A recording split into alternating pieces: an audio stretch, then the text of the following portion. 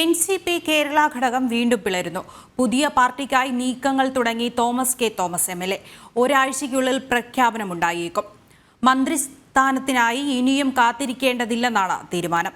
ഇതിനിടെ എൻ.സി.പിയിൽ ഒരു വിഭാഗം എൻ.ഡി.എക്കൊപ്പം നീങ്ങാൻ തീരുമാനിച്ചു. അഡ്വക്കേറ്റ് റോയി വാരിക്കാടിന്റെ നേതൃത്വത്തിലുള്ള എൻ.സി.പിയാണ് ബി.ജെ.പി സഖ്യത്തിന് പിന്തുണ പ്രഖ്യാപിച്ചത്. കേരള എൻ.സി.പിയിലെ തർക്കങ്ങൾ അറുതിയില്ലാതെ നീങ്ങുമ്പോൾ പാർട്ടി നേതാക്കളിലും അണികളിലും വലിയ വിഭാഗം നിലവിലെ നേതൃത്വത്തിൽ അസംതൃപ്തരാണ്. മന്ത്രിസ്ഥാനത്തിനായി ഏറെ നാളായി ശക്തമായ സമ്മർദ്ദം ചെലുത്തുന്ന തോമസ് കെ തോമസിന് 2.5 വർഷം വീതം എ.കെ. ശശീന്ദ്രനുമായി മന്ത്രിസ്ഥാനം പങ്കിടാമെന്ന ഉറപ്പ് പാലിക്കാത്തതിൽ അമർഷമുണ്ട്. ഒരാഴ്ചക്കുള്ളിൽ തോമസ് കെ തോമസ് കടുത്ത നടപടികളിലേക്ക് കടക്കുമെന്ന സൂചനയാണ് എം.എൽ.എക്കൊപ്പം നിലകൊള്ളുന്നവർ നൽകുന്നത്.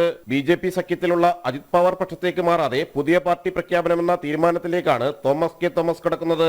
7 ജില്ലകളിലെ നേതാക്കളും പ്രവർത്തകരും തനിക്കൊപ്പമാണെന്നും തോമസ് കെ തോമസ് അവകാശപ്പെടുന്നുണ്ട്. ധാരണ പ്രകാരം മന്ത്രിസ്ഥാനം വേണമെന്നാവശ്യപ്പെട്ട് ഡിസംബറിൽ തന്നെ തോമസ് കെ തോമസ് എൽ.ഡി.എഫ് കൺവീനർക്ക് കത്ത് നൽകിയിരുന്നു. കുട്ടനാട് എം.എൽ.എ ആയ തോമസ് കെ തോമസിന് മന്ത്രിസ്ഥാനം നൽകുന്നതിനോട് എൻ.സി.പി സംസ്ഥാന അധ്യക്ഷൻ പി.സി. ചാക്കോയ്ക്ക് അനുകൂല നിലപാടല്ലാത്തതാണ് പ്രധാന തടസ്സം. ഇതിനൊപ്പം എൻ.സി.പിയിൽ നിന്ന് വലിയൊരു വിഭാഗം എൻ.ഡി.എ പക്ഷത്തേക്കും മാറിയിട്ടുണ്ട്. അഡ്വക്കേറ്റ് റോയി വാരിക്കാടിന്റെ നേതൃത്വത്തിലുള്ള പക്ഷം എൻ.ഡി.എയുമായി സഹകരിച്ചു പോകാൻ തീരുമാനിച്ചിരിക്കുകയാണ്. വർഷങ്ങളായി തുടരുന്ന എൽ.ഡി.എഫ് ബന്ധം ഉപേക്ഷിച്ചാണ് വലിയൊരു വിഭാഗം കേരളത്തിൽ ബി.ജെ.പി സഖ്യത്തിന് പിന്തുണ നൽകുന്നത്. ഇതോടെ എൻ.സി.പിയിലെ ചേരിതിരിവ് കൂടുതൽ രൂക്ഷമായിരിക്കുകയാണ്. ജനം, കൊച്ചി.